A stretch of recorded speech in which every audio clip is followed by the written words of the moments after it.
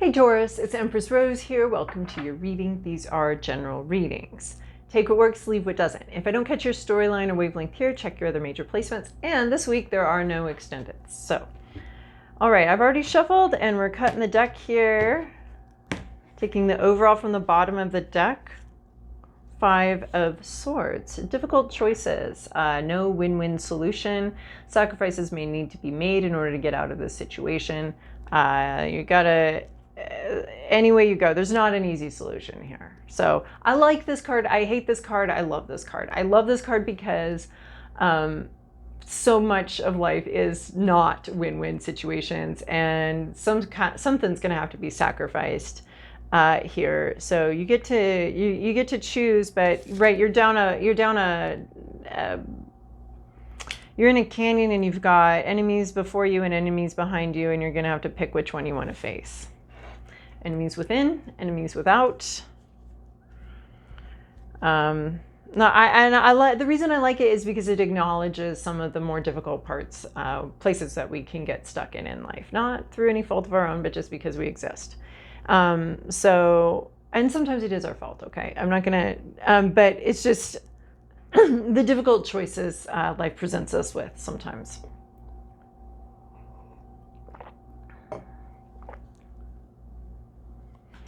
Taurus, this is your past, your present, your inner landscape, what's at issue, your environment, to-do list, possible outcome.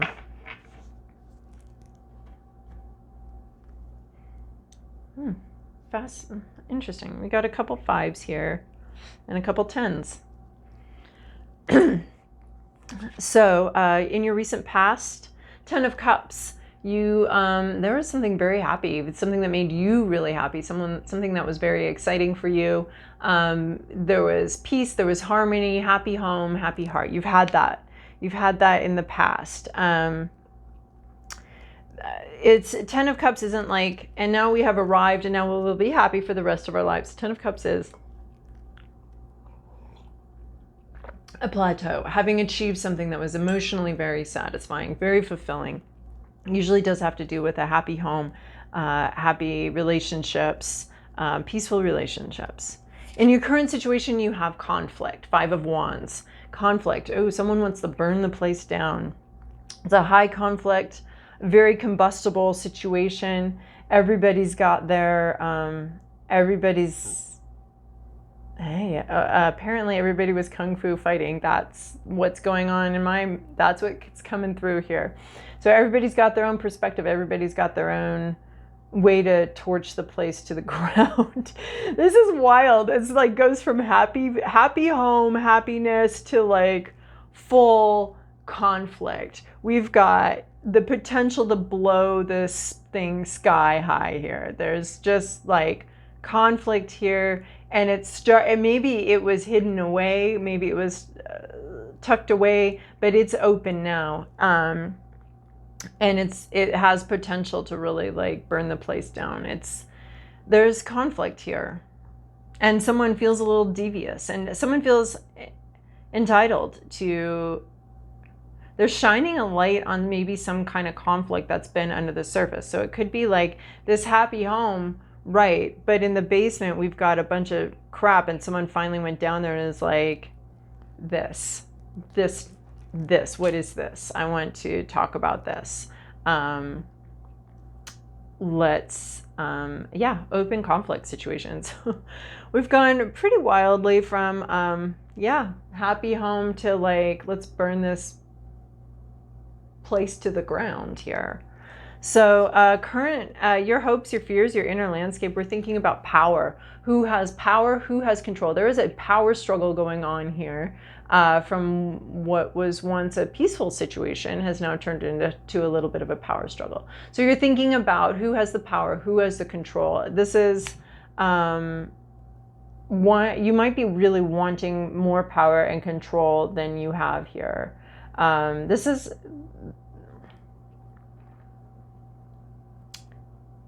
It's about power dynamics. This is a drug lord here. He's, he can be a little ruthless.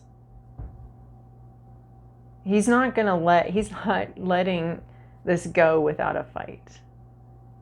You could be wanting to have this sort of, this energy here, or you could be worried about thinking about, I think you want to be the one in charge. You want to remain in control of the situation. There's conflict, but there's a desire to control it.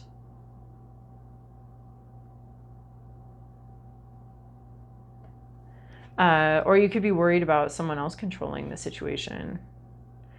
I mean, it's like, here we have, like, you're just backed into a corner here. Here we have the desire to rule or to not be ruled, right? But you don't actually end up with that choice. That's not actually the choice at hand. This is like a fantasy. This is like I don't want anyone to tell me what to do. Well, somebody here is telling you what to do.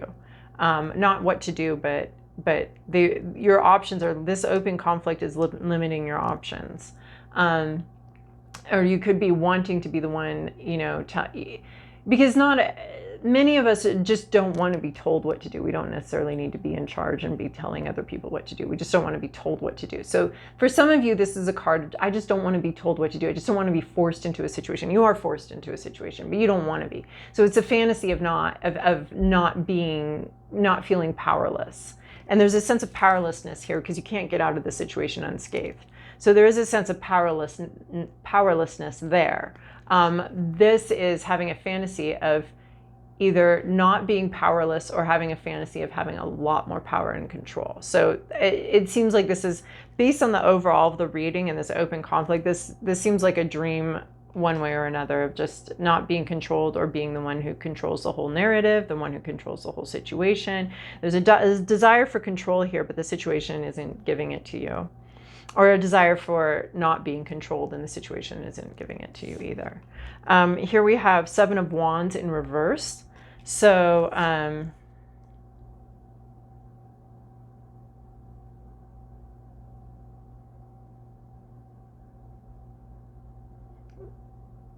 something's not moving very quickly. There's a lack of growth, a lack of development. A space isn't being made for something sacred. Somebody's not standing up for themselves. So maybe that's, someone's not standing up for themselves. Not standing up for what, I don't like to see this reverse Seven of Wands in with this Five of Wands. The Five of Wands is conflict, open conflict, and it's about a lot of people coming together with their own perspectives, their own ideas. This is about somebody's not sharing their idea. Someone's not standing up for themselves. So in the middle of all this conflict, these are a lot of hard cards, honestly. In the middle of all this conflict, this is a sense of powerlessness. This is that powerlessness we were talking about with the Emperor. This is someone not following their intuition, someone not making space for something that they want here, somebody not fighting for what they believe in. Because, well, we have this Emperor here. Like, it just feels pointless to fight for something but there's conflict. There's someone who's bigger, stronger, controlling, and there's someone here that just hasn't spoken up. They haven't said what they needed to say. They're not fighting for what they believe in. And then we have, in your environment, we have Knight of Swords.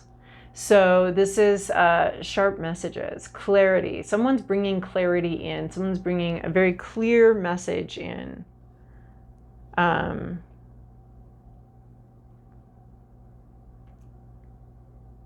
Clear communication, rationality, but I mean, it's delicately done. It should be delicately done, or else it's going to cause a lot more harm. So somebody's not making space for what they want. Someone's not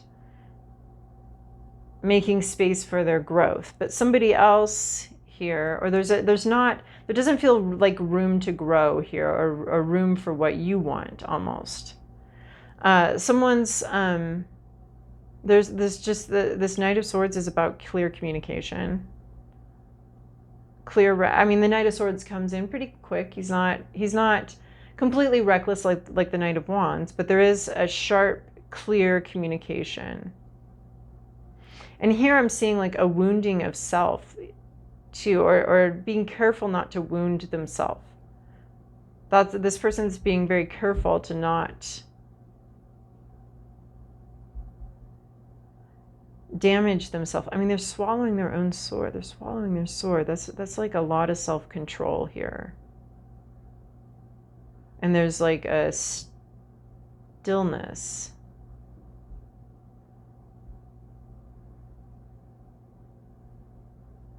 Maybe the way the Knight of Swords here is that someone knows what they think and knows what they want to say, but they're not saying it. Because we're also getting that with the Seven of Wands, someone not engaging with the conflict. Now you say that with the Seven of Wands because we have the Five of Wands. So there's someone not, there's an open conflict here, and there's someone who's not engaging it. And it could be this Knight of Swords, who's probably a person that you know that's swallowing their tongue, not speaking their truth. Normally the Knight of Swords is speaking his truth, but I guess this is why I'm like getting this pause here. It's like someone's not speaking their truth. They have it, they possess it, they own it, and they're being so careful with it. With the truth, their truth, right? I mean, there is the truth for sure. But there's a lot of that is in the mix of our individual truths, our individual perspectives, and what we see and what we feel we know. Your to-do list, 10 of Swords. So it's another 10, it's another completion. But this is something not, this is allowing a painful situation to end, putting to rest some sort of conflict, allowing it to not be conflict anymore. Okay, so you don't get to control the situation. Okay, so somebody here is not speaking up, not saying their mind. Okay, well, we have conflict, we have control, we have someone not standing up, and this is just kind of, it's the end. Just let this end. Ending a conflict. Letting these swords, just no more painful words, no more pain and suffering. It's just letting this be over. Letting it conclude. Letting some sort of conflict or issue die. There's no more to be done here. There's no more to be said. I mean, if someone's not going to say their thing, then why? Why prolong the conflict? And 10 of Swords is you know, what's been said has been said, and it's done. So this is a sense like, get this over with in a way. Just get it over with, get it done. That's almost your to-do list here. Say what you need to say, get it over with, and just move on. Like, it needs help ending. This conflict needs help coming to an end. And I think that's your to-do list, is to end the conflict. There's no more to be said here. So just say what needs to be said, and there's no more to be said. And it's not easy, and it's a tough place to be. Possible outcome, the Fool. We have a new beginning. We have a new adventure. We have the resurrection, right? If we don't die, we can't have the resurrection of the Fool. Coming out of the grave, excited to move forward, maybe ill-prepared, but something really catches your eye and you move forward. So it's like this all gets put behind you. And that's what I'm seeing with this 10 of Swords. It's like, just say what needs to be said and get moving. That's what I'm saying. Just say what needs to be said and move on to something else. Just move on to the next idea. There's a new opportunity coming. There's a new inspiring opportunity coming. This looks a bit like a shit show. So we're going to just kind of leave it in the past. And then your possible outcome is once you say what needs to be said, there's a new beginning that comes in, a new dawn, new inspiration, a new journey, a whole new situation comes in. So there's something here. I mean, you had this happiness, then there's conflict, power issues, control issues. There's someone not speaking up here. It's created a difficult situation. Just say what needs to be said, be done with it, and then you just get a whole new thing coming in. So that sounds cool. But you gotta like put this thing to rest before you get this whole new thing coming in. Whole new adventure coming towards you, a whole new opportunity.